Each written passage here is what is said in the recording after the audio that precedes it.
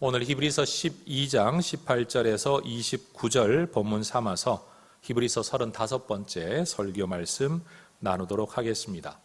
우리는 지난주에 하나님의 주권적 섭리 안에서 이삭이라는 한 아버지의 장자로 태어났지만 그 장자권을 대수롭지 않은 것으로 여기다가 결국 장자권을 상실하고 말았던, 단순히 한 집안의 장자권이 아니라 하나님 나라의 계보에서 밀려나고 말았던 에서라는 인물의 이야기를 함께 나누었습니다.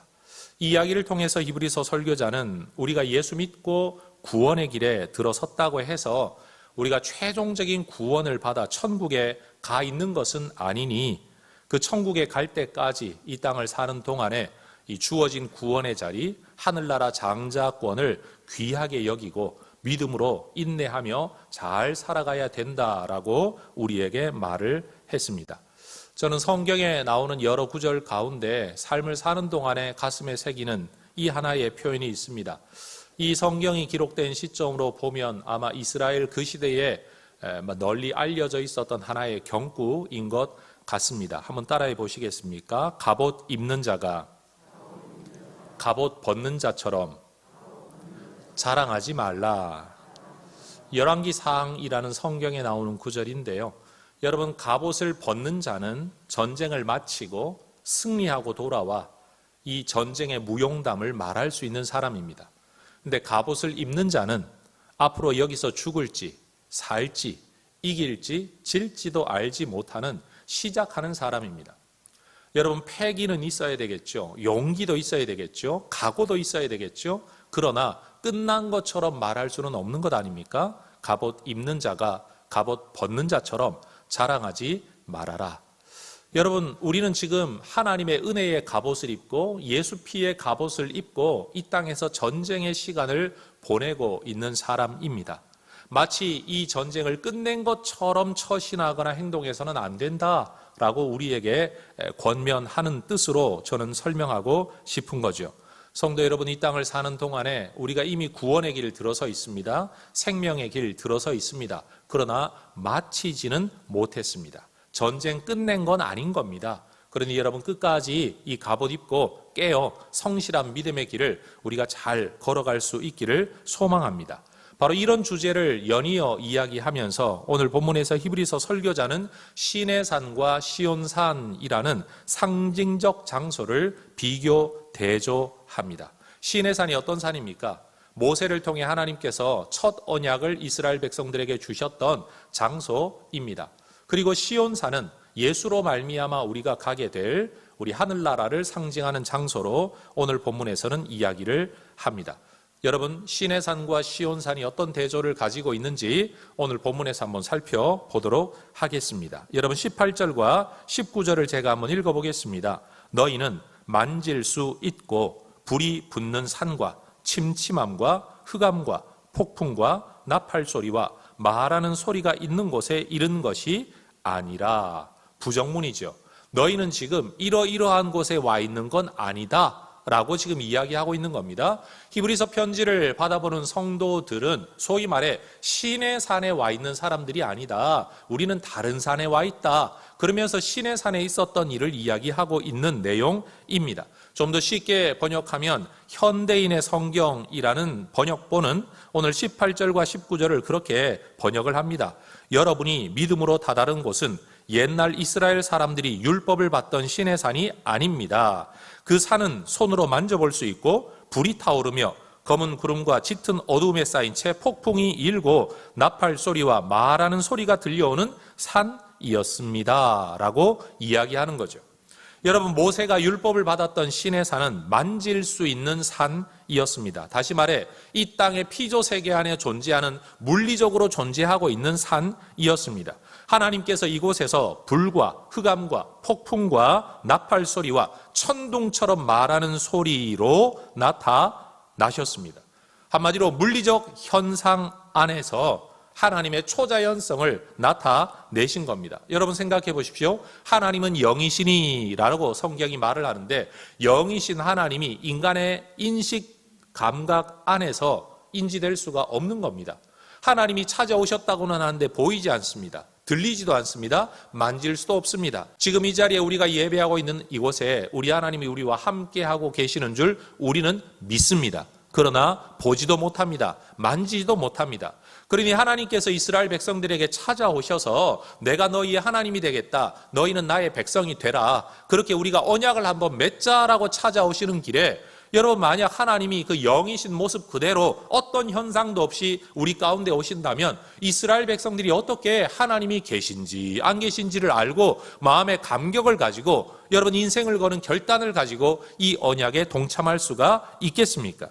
그러니 사람들이 하나님의 임재를 알아볼 수 있게 하기 위해서는 어쩔 수 없이 자연 현상 안에서, 물리적 현상 안에서 하나님이 뭔가를 나타내셔야만 했습니다. 그런데 이것은 자연적으로 저절로 일어나는 일이 아니라 하나님의 초자연적인 임재 때문에 일어나는 일이니까 이 일은 또 초자연적인 일인 겁니다. 자연적인 물리 현상 안에서의 초자연적인 임재, 이게 바로 시내산에서 있었던 사건이라는 거죠. 하나님은 그런 모습으로 자신이 이 땅에 이스라엘 백성들과 함께하고 계심을 나타내신 겁니다. 그런데 하나님께서 우리에게 찾아오셔서 우리의 구원자, 우리의 하나님이 되시겠다, 내가 너희들의 영원한 하나님이 되겠다, 은혜의 언약을 맺겠다고 찾아오셨지만 사람들은 하나님의 임재의 모습이 너무 두려웠습니다. 너무 겁이 난 겁니다. 그래서 19절에 보면 이렇게 말씀하죠. 그 소리를 듣는 자들은 더 말씀하지 아니하시기를 구하였다. 하나님의 그 음성을 듣는 자들이, 하나님의 임재를 보는 자들이 하나님의 음성 듣기를 두려워해서 거부했다. 더 말씀 안 하셨으면 좋겠다라고 말을 했다는 거예요. 하나님의 임재가 기쁨이 아니라 두려움이 되었던 건 이스라엘 백성들만이 아니라 모세도 마찬가지였습니다. 21절 보십시오. 그 보이는 바가 이렇듯 무섭기로 모세도 이르되 내가 심히 두렵고 떨린다. 모세도 그렇게 말했다. 무엇 때문에요? 그 보이는 바가, 그 나타난 하나님의 임재의 현상이 너무나도 두려워서 모세도 떨었다라는 겁니다. 여러분, 지금 히브리서 설교자는 출애굽기에 기록되어져 있었던 시내산에서의 하나님의 임재의 사건, 그 성경의 내용을 자기 나름대로 인용해서 지금 이야기를 하고 있는 겁니다. 여러분, 그때 실제로 어떤 일이 있었는지, 모세가 이 일을 어떻게 기록했는지를 제가 성경을 한번 읽어보도록 하겠습니다. 출애굽기 19장 16절에서 19절입니다. 셋째 날 아침에 우레와 번개와 빽빽한 구름이 산 위에 있고 나팔 소리가 매우 크게 들리니 진중에 있는 모든 백성이 다 떨더라. 모세가 하나님을 맞으려고 백성을 거느리고 진에서 나오매 그들이 산 기슭에 서 있는데 시내산에 연기가 자욱하니 여호와께서 불 가운데서 거기 강림하심이라. 그 연기가 옹기 가마 연기같이 떠오르고 온 산이 크게 진동하며 나팔 소리가 점점 커질 때에 모세가 말한즉 하나님이 음성으로 대답하시더라. 이렇게 시작된 하나님의 임재의 사건이 출애굽기 20장에도 연결됩니다. 18절 19절 뭇 백성이 우레와 번개와 나팔 소리와 산의 연기를 본지라. 그들이 볼 때에 떨며 멀리 서서 모세에게 이르되 당신이 우리에게 말씀하소서 우리가 들으리이다. 하나님이 우리에게 말씀하시지 말게 하소서 우리가 죽을까 하나이다. 여러분, 하나님이 찾아오셔서 말씀하시는데 그게 너무 무서워서 사람들은 모세에게 말합니다. 하나님이 우리한테 직접 말씀하시지 말고 당신이 먼저 듣고 당신을 통해 우리가 말을 들었으면 좋겠습니다. 하나님이 어떤 해를 가한 것도 아닌데도 불구하고 이스라엘 백성들의 마음속에는 두려움으로 가득했다라는 겁니다. 그런데 하나님께서 이렇게 두려움 가운데 임하신 것은 사실 알고 보면 하나님의 은혜요 사랑이었습니다. 출애굽기 20장 20절은 그렇게 이야기합니다. 모세가 백성에게 이르되 두려워하지 말라. 하나님이 임하심은 너희를 시험하고 너희로 경외하여 범죄하지 않게 하려 하심이라. 두려워하지 말아라. 하나님이 이런 모습으로 나타나는 것, 너희가 하나님을 경외하고 하나님을 섬기고 하나님의 말씀에 순종하도록 하나님이 자신을 잠깐 보여주시는 것뿐이다. 두려워하지 말아라 라고 말했음에도 불구하고 이스라엘 백성들은 그 두려움이 사라지지를 않았습니다. 그래서 오늘 본문 히브리서 20절은 말합니다. 이는 짐승이라도 그 산에 들어가면 돌로 침을 당하리라 하신 명령을 그들이 견디지 못함이라. 따라해 볼까요? 견디지 못할 명령. 한 번 더요. 감당할 수 없는 명령. 하나님이 나를 지키시고 나를 살리시도록 내가 죽임당하지 않기 위하여 명령하였지만 그럼에도 불구하고 이스라엘 백성들은 여전히 두려웠던 겁니다. 혹이라도 내가 이 말씀을 어기면 어떡하나? 나도 모르게 그 경계선을 넘어서면 어떡하나? 그럼 내가 죽게 될 것 아닌가? 그래서 하나님의 임재가 은혜와 감사가 되는 게 아니라 걱정과 두려움이 되고 말았던 것이 시내산의 사건이었다라는 겁니다. 여러분, 옛 언약 안에서의 하나님은 다가갈 수 없는 두려운 분이었습니다. 거룩하신 하나님께 다가가면 우리 인간은 죽을 수밖에 없는 겁니다. 하나님이 자신을 직접 나타내신 것도 아니고 하나님의 나타나심이 자연현상을 통해 나타나는 상황 속에서도 하나님은 경계선을 두시고 이거 넘어오면 너희가 죽게 될 거다. 내가 너희를 죽인다가 아니라 너희가 죽게 될 거다. 그러니 내가 반드시 말하는데 다시 말하는데 조심해라 조심해라. 하나님이 이 말씀을 하고 계시다라는 거예요. 여러분, 하나님이 은혜로 자신을 나타내심에도 불구하고 사람들은 그 하나님 앞에 다가갈 수가 없는 겁니다. 다가가면 죽는 겁니다. 왜요? 중보자가 없었기 때문입니다. 모세를 두고 중보자라고 말한다고 할지라도 모세가 특별한 은혜를 받아 자기 혼자 하나님의 임재의 처소 안에 들어갈 수는 있었지만 자신도 하나님의 얼굴을 볼 수는 없었고 그는 어떤 한 사람도 데리고 들어갈 능력도 자격도 없었습니다. 자기 혼자 겨우 은혜를 받아 하나님의 흔적 그림자를 볼 수 있을 뿐이고 여러분, 어떤 한 사람도 데리고 거기에 들어갈 자격과 능력이 모세에게는 없었다라는 겁니다. 그런 면에서 모세는 진짜 중보자가 될 수가 없었던 거죠. 하나님의 말씀을 받아 전한 자가 되긴 했지만 다른 사람을 살리는 존재가 되지 못한 겁니다. 자기도 살아날 수 없는 존재였다라는 것이죠. 이것이 하나님의 은혜임에도 불구하고 이 은혜가 가진 한계였습니다. 첫 언약의 한계 말입니다. 그런데 하나님께서 이러한 시내산의 언약, 시내산의 은혜, 시내산에서의 만남이 아니라 또 다른 길을 우리에게 열어주셨죠. 그 내용을 오늘 히브리서는 22절에서 24절까지 이렇게 이야기합니다. 같이 읽겠습니다. 그러나 너희가 이른 곳은 시온산과 살아계신 하나님의 도성인 하늘의 예루살렘과 천만 천사와 하늘에 기록된 장자들의 모임과 교회와 만민의 심판자이신 하나님과 및 온전하게 된 의인의 영들과 새 언약의 중보자이신 예수와 및 아벨의 피보다 더 나은 것을 말하는 뿌린 피니라. 여러분, 지리적으로 시온산이라는 산은 예루살렘이라는 지역, 도시 안에 있었던 하나의 언덕입니다. 다윗이 이곳에 자기의 왕궁을 지은 언덕, 그래서 이 시온산은 이스라엘 백성을 통치하는 왕궁이 있었던 언덕과 산, 그것이 시온산입니다. 그래서 시편에서는 하나님이 우리의 왕으로 여기에 계시고 우리를 통치하신다라고 말할 때 시온산을 노래하는 경우가 많습니다. 그러나 지금 히브리서 설교자가 말하고 있는 시온산은 바로 그 시온산이 아니라 하늘에 있는 시온산을 말하는 겁니다. 우리의 영원한 왕으로서 우리를 통치하시는 하늘의 왕궁이 있는 그곳, 하늘의 예루살렘 성전이 있는 그곳을 지금 이야기하고 있는 거죠. 여러분, 이 하늘의 시온산과 하늘의 예루살렘에는 누가 있습니까? 무엇이 거기에 있습니까? 성경은 말하죠. 왕이신 하나님이 거기에 계신다. 우리의 중보자이신 하나님의 아들 예수님이 거기에 계신다. 그리스도의 피로 뿌림을 받은, 그래서 하늘의 이름이 기록되어진 구원받은 하나님의 백성들이 거기에 있다. 천만 천사가 거기에 있다. 여러분, 우리는 예수의 피로만 이 하늘의 시온산에 오를 수 있습니다.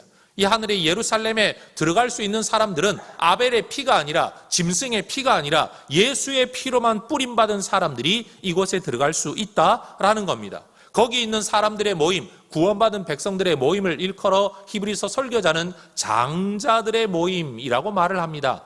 여러분, 장자, 그러면 출생할 때 장남들만 들어가는 곳이냐?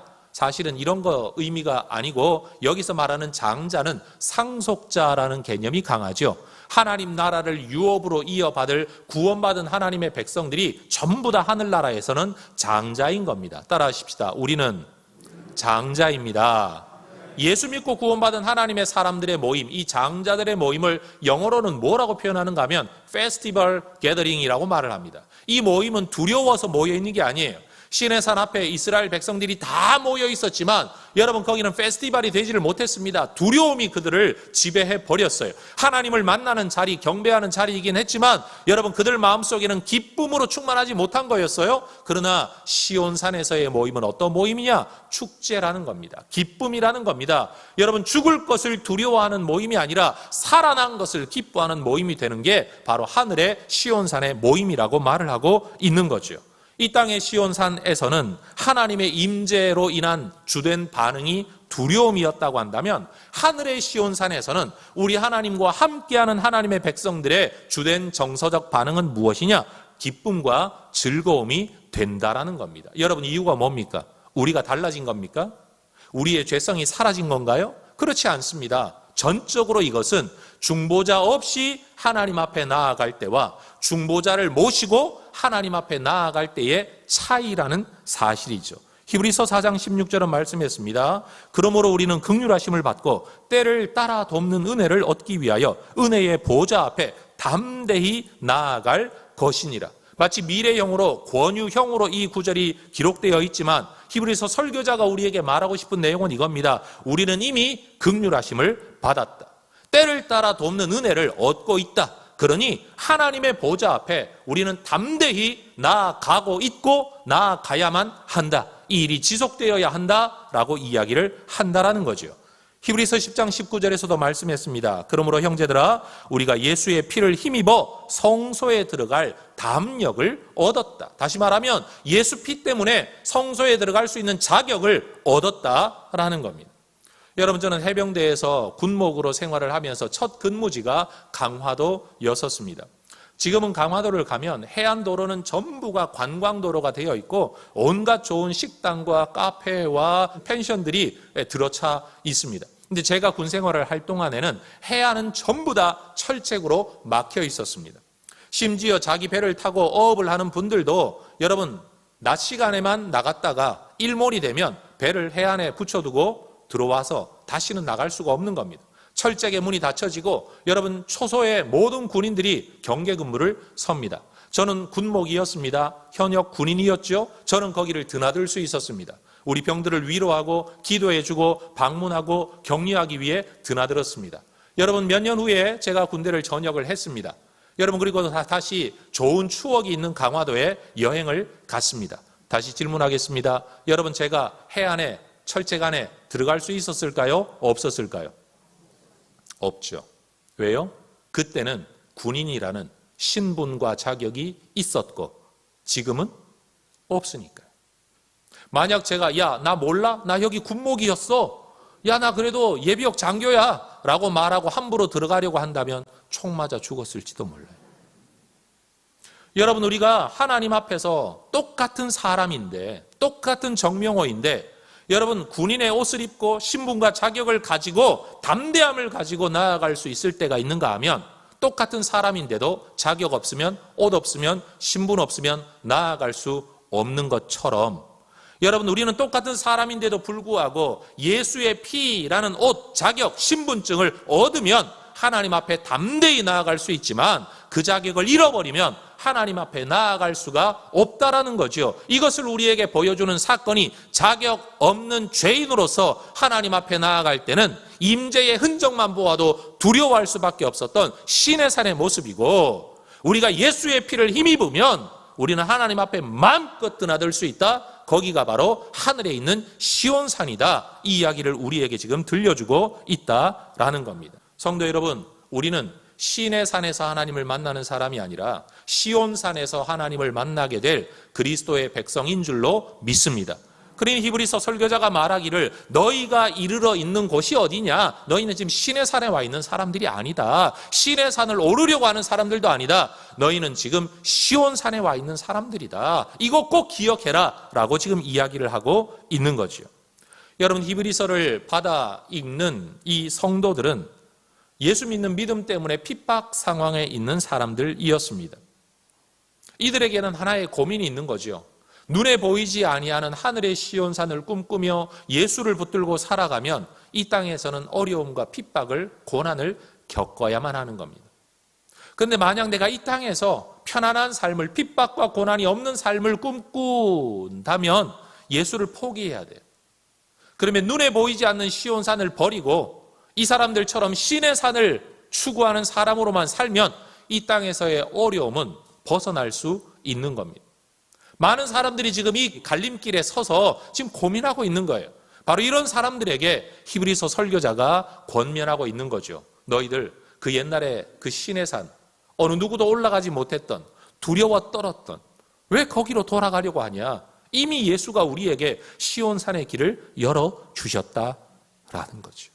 그런 면에서 여러분, 이 시온산을 바라보고 그 길을 오르는 우리에게 히브리서 설교자는 신의 산과 시온산의 이야기 이후에 세 가지 권면을 우리에게 하고 있습니다. 너희가 믿음 안에 있는 사람이라면, 너희가 시온산을 오르려고 하는 사람이라면, 첫 번째 25절의 내용을 같이 한번 읽어보도록 하겠습니다. 25절입니다. 너희는 삼가 말씀하신 이를 거역하지 말라. 땅에서 경고하신 이를 거역한 그들이 피하지 못하였거든 하물며 하늘로부터 경고하신 이를 배반하는 우리일까 보냐. 여러분, 땅에서의 언약, 신의 산에서의 언약이에요. 사람, 땅에서 태어난 사람을 통해서 주신 언약을 배반하여도 구약의 그 많은 사람들이 율법을 범하여 죽임당했는데 하나님께 나아갈 수 없었는데, 하물며 하늘로부터 오신 인간 모세가 아니라 바로 하나님의 아들 예수님이 그렇게 우리에게 오셔서 구원의 길을 열어주셨는데, 이것마저 거부하면 우리에게 무슨 생명의 길이 있겠냐라는 거예요. 히브리서 2장 2절과 3절에서도 히브리서 설교자는 이미 이렇게 말을 했었습니다. 천사들을 통하여 하신 말씀이 견고하게 되어 모든 범죄함과 순종하지 아니함이 공정한 보응을 받았거든. 우리가 이같이 큰 구원을 등한히 여기면 어찌 그 보응을, 대가를, 심판을 피하겠느냐라고 말하는 거죠. 여러분, 우리 하나님께서 우리에게 내어주신 구원의 길, 예수 십자가의 길은요, 여러분, 마지막 길입니다. 모세 율법이 있을 때만 해도 오실 메시아에 대한 예언이 있었기 때문에 완전한 길, 최종적인 길이 아니었어요. 새로운 길이 주어질 걸 기다리면 되었어요. 그런데 예수님의 길은 최종적인 길이에요. 하나님의 마지막 카드예요. 이 카드를 버리고 나면 우리에게는 또 다른 카드가 없는 거예요. 또 다른 구원의 길이 없는 거예요. 따라하십시다. 예수님은 구원의 막차입니다. 사실은 막차가 아니라 첫차이자 막차이죠. 유일한 구원의 길이시기 때문에 그렇습니다. 예수의 카드를 버리고 나면, 예수의 길을 버리고 나면, 하늘로서부터 내려온 이 시온의 길, 시온산의 길을 버리고 나면 우리에게는 영원한 파멸과 죽음 외에는 없다라는 겁니다. 그러니 여러분, 무슨 일이 있더라도 이 산을 벗어나면 안 됩니다. 이 길을 벗어나서는 안 된다라는 거죠. 그러면서 우리에게 경고하고 권면하는 겁니다. 절대 그리스도의 길, 십자가의 길, 구원의 길, 믿음의 길을 거역하거나 배반하지 말아라. 이 예수 피의 갑옷을 절대 중간에 벗어버리면 안 된다. 너희는 지금 전쟁을 마친 자들이 아니라 아직도 전쟁 중에 있는 자들이다라는 거죠. 그러면서 두 번째 권면을 합니다. 여러분, 신의 산에서 첫 언약이 주어질 때 그곳에는 물리적인 엄청난 진동이 있었습니다. 26절 말하죠. 그때에는 그 소리가 땅을 진동하였거니와. 하나님의 음성, 하나님의 임재가 여러분 산과 땅을 뒤흔들어 놓았습니다. 그런데 여러분, 다시 한번 진동의 때가 올 거라고 지금 이야기를 하죠. 26절 하반절, 이제는 약속하여 이르시되 내가 또 한 번 땅만 아니라 하늘도 진동하리라. 여기서 또 한 번은 once more, 1회 더가 아닙니다. 마지막 날, 마지막 때에 최종적으로라는 겁니다. 처음에 있었던 진동, 하나님의 임재의 진동은 땅만 흔들었지만 다시 있게 될 진동은 땅만 흔들리는 게 아니라 하늘도 흔들리게 될 거다. 지금 이렇게 이야기를 합니다. 그런데 사실 이 내용은 하가이라는 선지자가 예언했던 내용을 히브리서 설교자가 지금 인용하고 있는 겁니다. 학개서 2장 6절과 7절은 이렇게 기록되어 있습니다. 만군의 여호와가 이같이 말하노라. 조금 있으면 내가 하늘과 땅과 바다와 육지를 진동시킬 것이요 또한 모든 나라를 진동시킬 것이며 모든 나라의 보배가 이르리니 내가 이 성전의 영광이 충만하게 하리라. 만군의 여호와의 말이니라. 여기서 여러분 주의해야 될 게 있습니다. 이스라엘 백성들이 모세 이후로 나중에 가나안 정착하여 왕국 시대를 살다가 하나님 앞에 범죄하고 첫 언약 다 깨뜨려 먹어서 여러분 바벨론의 포로로 잡혀갔습니다. 성전은 다 허물어져 버렸습니다. 그 포로 시대에, 허물어진 성전 시대에 여러분 다시 부분적으로 사람들이 돌아오고 있는 시대에 학개라는 선지자를 통해서 우리 하나님이 말씀하시죠. 이전의 성전의 영광보다 나중에 성전의 영광이 더 크게 될 거다. 허물어져 버렸지만 지금은 바벨론이라는 나라가 온 세상을 다스리고 있는 것 같지만 내가 하늘과 땅, 이 모든 땅의 권세를 다 흔들어 버리겠다. 그리고 너희를 돌아오게 할 거다. 그리고 예루살렘에 다시 성전이 지어지게 할 거다. 이 영광이 옛날보다 더 크게 될 거다. 라고 예언했던 말씀이라는 거죠. 그런데 여러분 지금 히브리서 설교자는요, 그런 학개 선지자의 예언 그 이후에 지금 헤롯 성전이 세워져 있는 제자들이 보면서 예수님 성전이 너무 아름답지 않습니까? 라고 말할 만큼 멋진 성전이 지어진 시대 그 이후를 살고 있는 사람이 히브리서 설교자입니다. 여러분 성전이 다시 지어지게 될 거라는 이 예언 이미 이루어졌습니다. 그런데 히브리서 설교자는요, 이 구절을 당장 성전 지어질 것으로 해석하지 아니하고 이게 과거에 허물어졌던 성전을 다시 짓는 사건으로만 해석하지 아니하고 이 학개 선지자의 예언은 사실은 알고 보면 세상 마지막 날에 있을 이 땅의 성전이 아니라 하늘의 성전에 대한 예언의 말씀인 것으로 지금 인용하고 해석하여 이 구절에서 말하고 있다라는 겁니다. 그러면서 하나님이 말씀하시기를 땅만이 아니라 모든 나라도 모든 하늘도 다 흔들어 버릴 때가 올 거다라는 거죠. 하늘의 영원한 예루살렘 성 그리고 성전을 짓기 위해 이 땅의 것들을 허물어 버릴 때가 올 거라는 겁니다. 27절이 그렇게 말씀하시죠. 이 또 한 번이라 하심은 진동하지 아니하는 것을 영존하게 영원히 있게 하기 위하여 진동할 것들 곧 만드신 것들이 변동될 것을 나타내심이라. 진동과 변동이라는 단어를 사용한 이유는 대조를 이루기 위한 거죠. 대칭되게 하기 위함입니다. 이 구절의 의미가 뭡니까? 하나님께서 흔들릴 수 없는 것들을 세워가시기 위해 흔들릴 수 있는 것들을 다 허물어 버릴 때가 올 것이다. 이 구절은 바로 그런 의미예요. 여러분 우리가 살아가는 세상은 사실 완전한 최종적 종말의 때가 아닙니다. 지금 우리가 살아가고 있는 세상은 종말을 향해 치달아가고 있지 완전한 종말은 아니라는 것입니다. 그럼에도 불구하고 우린 이 땅을 살면서 우리나라든 남의 나라든 정치는 다 엉망이고 사회는 불안하고 경제는 흔들리고 문화와 가치는 불안정하고 민심은 요동칩니다. 여러분 정말 살기 좋은 나라가 되었나 싶다가도 얼마 지나지 않아서 서로 총을 들고 맞싸우고 서로를 죽이는 일들이 여러분 종교와 종교의 대립이 우리는 지금도 뉴스를 통해 보고 있습니다. 그래서 여러분 요즘 한 가수가 이런 노래를 하는데 저도 어떨 때는 가끔 이 가수의 노래를 자주 듣습니다. 테스 형, 세상이 왜 이래?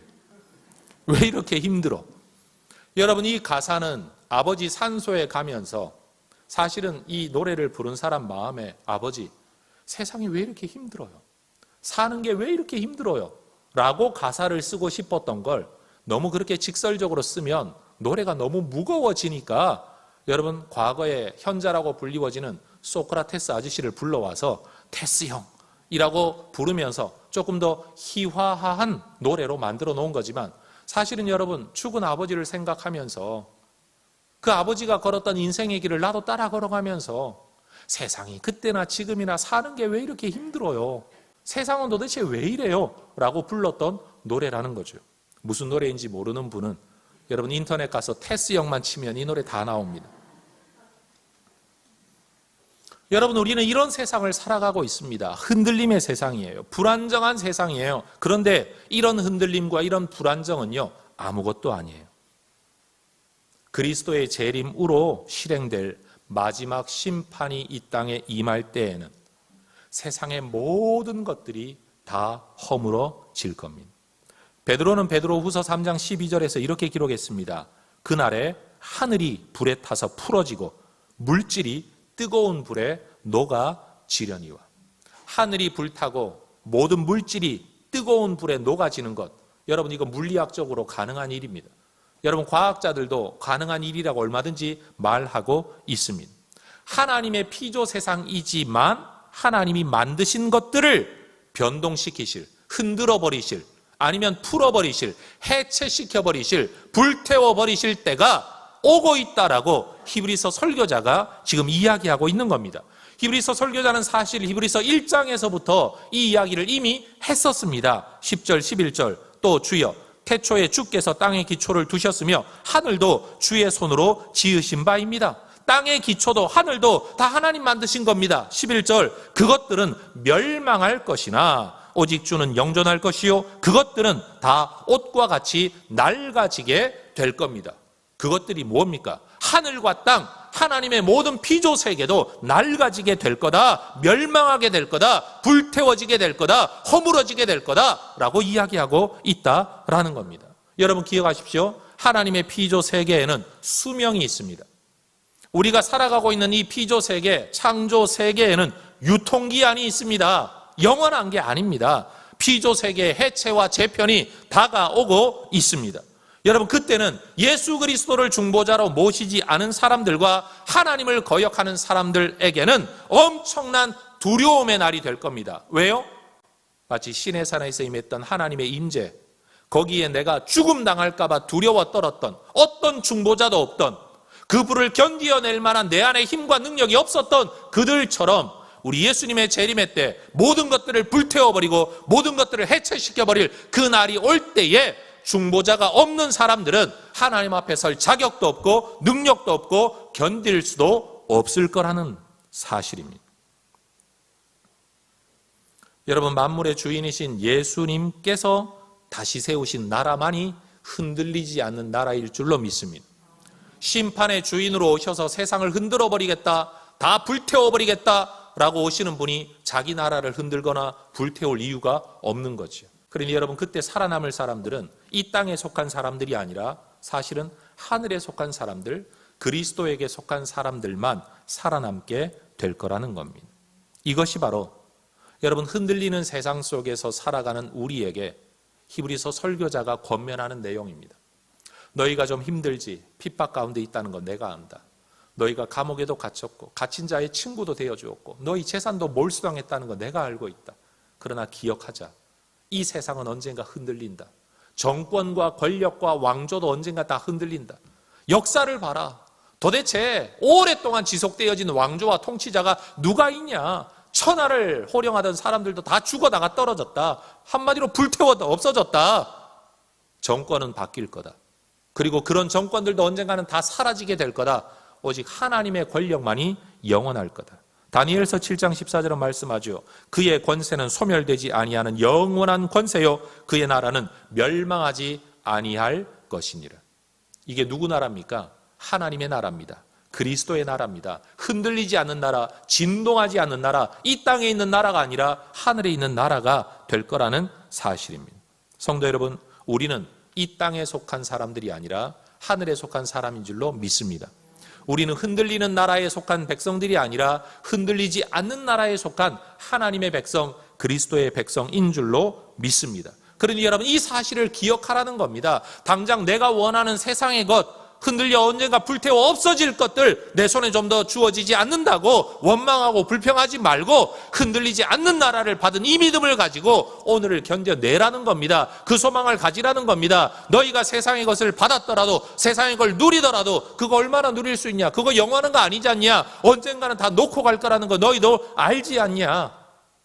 어떤 돈 있는 분 만나 대화를 했더니만 그분이 그렇게 말씀하세요. 목사님, 돈 있어봐야 소용없습니다. 그 돈 가지고 내가 먹고 싶은 걸 먹고 싶어도 속이 안 받아준대요. 가고 싶은데 가야 되는데 다리에 힘이 빠져서 못 간대요. 하고 싶은 걸 막 하고 싶은데 체력도 없고 이제는 하고 싶은 의욕도 없대요. 돈은 쌓여 있는데 돈이 아무 소용없는 거예요. 물론 저나 여러분이나 그렇게 쌓아놓은 적이 없어서 이 말이 전혀 감동이 안 되겠지만 여러분, 결국은 세상에 있는 모든 것들이 잠시 잠깐의 것이다라는 거예요. 잠시 잠깐의 것. 그런데 우리는 그건 못 가졌을런지 몰라도 하늘의 것, 영원한 것, 진동되지 아니하는 것, 흔들리지 않은 것 가졌지 않냐라는 거예요. 이거 기억하라는 거죠. 핍박받을 때 핍박만 생각하지 말고, 박해받을 때 박해만 생각하지 말고, 뜻대로 되지 않는 것 그것만 생각하지 말고 이미 주어진 영원한 것 그걸 좀 생각하라라는 거예요. 그러면서 세 번째 권면이 주어지는 거죠. 28절 9절 같이 읽습니다. 그러므로 우리가 흔들리지 않는 나라를 받았은즉 은혜를 받자. 이로 말미암아 경건함과 두려움으로 하나님을 기쁘시게 섬길지니 우리 하나님은 소멸하는 불이심이라. 28절을 좀 더 자연스럽게 번역을 하면 새 번역 성경은 이렇게 기록합니다. 그러므로 우리는 흔들리지 않는 나라를 받으니 감사를 드립시다. 그리하여 경건함과 두려움으로 하나님이 기뻐하시도록 우리 하나님 그분을 섬깁시다. 은혜를 받자, 못 받은 은혜를 어떻게든 받아보자 이게 아니고 이미 은혜를 받았다. 이미 받았다. 그러니 우리 하나님 앞에 감사함으로 섬기자. 경건함과 두려움으로 섬기자라는 겁니다. 여러분, 그리스도로 인하여 얻게 된 흔들리지 않는 나라의 백성됨. 여러분, 다가가려고 하면 죽임당할까 봐 다가갈 수 없었던 신의 산이 아니라 예수 피, 예수 갑옷 입고 피의 갑옷을 입고 하나님 앞에 나아갈 수 있게 된 자격을 얻은 우리는 끝까지 이 갑옷 벗어버리지 말고 방종하지 말고 내 힘으로 된 것인 양 착각하지 말고 전쟁 끝낸 것인 양 함부로 행동하지 말고 끝까지 이 믿음 붙들고 예수 붙들고 하나님에 대한 경외함을 가지고 하나님에 대한 두려움과 경건함을 가지고 하나님에 대한 감사함을 가지고 이 믿음의 길을 잘 걸어가자라는 거예요. 여러분, 구원은 우리가 쟁취한 게 아닙니다. 은혜로 우리에게 주어진 것인 줄로 믿습니다. 만약 하나님께서 지금도 만약 우리에게 여러분 신의 산의 모습으로 다가오신다면 이 가운데 있는 어느 누구가 하나님 앞에 당당하게 나갈 수 있겠습니까? 한마디로 갑옷 없이 계급장 없이 군복 없이 예수 피의 옷 없이 하나님 앞에 나아가면 우리는 다 죽을 수밖에 없어요. 근데 정확한 표현으로 하면 우리 하나님은 신의 산에서나 시온 산에서나 그의 성품과 존재의 변함이 전혀 없는 분입니다. 지금도 하나님이 여전히 소멸하는 불이십니다. 모든 것을 불태우시는 완전한 거룩 가운데 거하시는 분입니다. 우리가 이 죄 가운데, 죄성 가운데, 부족함 가운데 지금도 만약 하나님 앞에 나아가고 싶다라는 열망을 가지고 하나님 앞에 다가가면 우리는 신의 산에서의 경험을 하게 될 수밖에 없고 누구든지 죽임당할 수밖에 없습니다. 어떠한 빈틈도 없는 완전하신 하나님, 심판자이신 하나님께 나아가는 일은 죄인에게는 두려운 일입니다. 그러나 그 소멸하는 불이신 하나님께서 예수 믿음을 가지고 예수 피로 뿌림받은 하늘의 옷, 의의 옷, 세마포 옷, 의의 갑옷을 입고 하나님 앞에 나아갈 때는 우리 주님이 우리를 받아주신다는 겁니다. 하나님이 변했다는 거 아닙니다. 구약에는 하나님이 진노하는 하나님이었는데 신약에는 우리 하나님이 은혜의 하나님이다. 그런 거 아닙니다. 하나님은 이랬다 저랬다 하지 않으십니다. 여전히 소멸하는 불로 거하고 계시지만 그 소멸하는 불을 견뎌낼 수 있는 예수의 피의 갑옷, 이것이 우리를 구원받게 하고 담대하게 하나님 앞에 나아갈 수 있게 만드는 근원이 된다라는 것이죠. 성도 여러분, 우리는 신의 산을 오르려고 하는 사람들이 아니라 시온 산을 오르려고 하는 하나님의 백성, 그리스도의 백성인 줄로 믿습니다. 그러나 더 정확하게 말하면 신의 산이든 시온 산이든 사실은 다 하나님이 거하시는 산입니다. 그렇죠? 그런 면에서는 어느 산을 오를 거냐가 아니라 율법을 통해 올라갈 거냐, 자기 힘으로 올라갈 거냐, 아니면 예수 힘으로 올라갈 거냐. 다시 말해, 신의 산과 시온 산은 어느 산을 오를 거냐의 문제가 아니라 누구와 함께 이 산을 오를 거냐, 하나님이 계신 산을 오를 거냐. 자기 힘으로 오르려고 하는 사람들은 그 산을 신의 산이라고 부를 것이고 예수 이름으로 오르려고 하는 사람들은 그 산을 시온 산이라고 부르게 될 거라는 사실이죠. 여러분, 신의 산은 어느 누구도 오르지 못했습니다. 다가가기만 해도 죽었습니다. 우리에게 남아있는 하나님이 거하시는 산, 하나님께 나아갈 수 있는 산은 시온산, 예수 그리스도의 십자가와 부활의 산인 줄로 믿습니다. 성도 여러분, 내 힘과 노력과 종교심과 아니면 헌신을 가지고 구원받으려고 해서는 안 됩니다. 갈 수가 없습니다. 다가갈 수 없습니다. 다 불타 죽습니다. 오직 예수 그리스도를 통해서만 이 산에 나아갈 수 있습니다. 여러분, 죄로 오염되어 불완전한 모든 것들이, 심지어 우리가 살아가고 있는 이 환경이 언젠가는 사라지거나 변화되거나 불탈 날이 다가오고 있습니다. 예수 언약에 속한 자들만이, 이 시온산을 꿈꾸는 자들만이 변동되지 아니하고 진동되지 아니하고 흔들리지 아니하는 여러분 새 나라에 속한 자들만이 영원히 살아가게 될 날이 다가오고 있습니다. 하나님을 너희 하나님이라고 말하지 아니하고 나의 하나님이라고 말하는 사람들만이 살아남을 때가 여러분 곧 오고 있습니다. 성도 여러분, 시내 산의 길을 걷지 말고 시온산의 길을 걷게 되시기를 주의 이름으로 축원합니다. 변동되고 흔들리고 썩어 없어지고 불태워지고 소멸되어질 세상의 것들 추구하다가 의의 갑옷 벗어버리거나 그것 따라가려고 믿음 팔아먹지 말고, 여러분 무슨 일이 있어도 의의 갑옷, 믿음의 갑옷, 예수 보혈에 여러분 이 갑옷을 입고 이 길을 가는 성도 여러분들 되실 수 있기를 주의 이름으로 축원합니다. 돈 벌지 말라는 거 아닙니다. 여러분 즐거운 삶 살지 말라는 거 아닙니다. 그런데 중요한 건 돈을 벌어도 갑옷 입고 돈 벌어야 되고요. 여러분 즐거움을 추구해도 예수 안에서 추구해야 되고요. 여러분 이 땅에서 우리가 무슨 즐거움을 누리더라도 믿음의 길 안에서, 하나님 안에서, 십자가 안에서 이 길을 걸어가야 된다라는 겁니다. 여러분 이것과 저것, 거기에서 내가 뭘 영원히 붙잡아야 할 것인가, 여러분 이 분명한 지혜가 여러분에게 있게 되기를 소망합니다. 다음 주가 추수감사 주일이죠. 농사도 짓지 않는 우리가 뭔 추수에 대한 감사냐. 사실은 옛날에 추수라는 것은 한 해를 살게 만드는 은혜의 자원 아닙니까?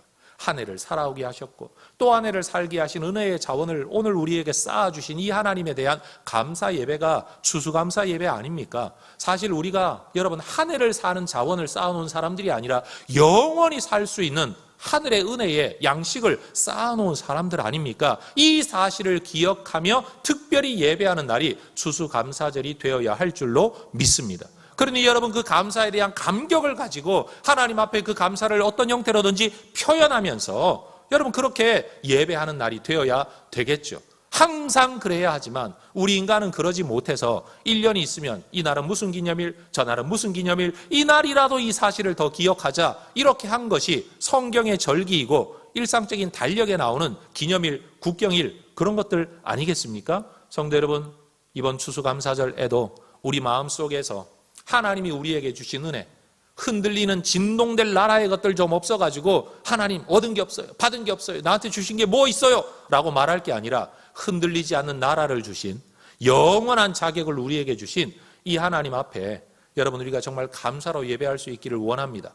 코로나 때문에 힘들지만 그 많은 분들이 죽어나갈 때에도 여러분 성도 여러분, 당장 지금 저와 여러분은 죽지 않았잖아요. 이것도 감사 제목이 될 수 있지 않겠습니까? 여러분 경기가 힘들고 먹고 살기 힘들지만, 사회생활하기 힘들지만, 힘들다고 해서 여러분 완전히 갇혀 있는 건 아니지 않습니까? 하나님 앞에 감사의 조건은 찾아보면 너무나도 많을 줄로 압니다. 성도 여러분, 그 모든 감사의 근원에 있는 예수 그리스도, 십자가의 은혜, 진동되지 아니할 하늘나라에 속한 이 자격, 시민권을 주신 우리 하나님 앞에 경외함으로, 감사함으로, 두려움으로, 여러분 기쁨으로 우리 하나님을 섬기는 성도 여러분들 되시기를 주의 이름으로 축원합니다. 기도하겠습니다.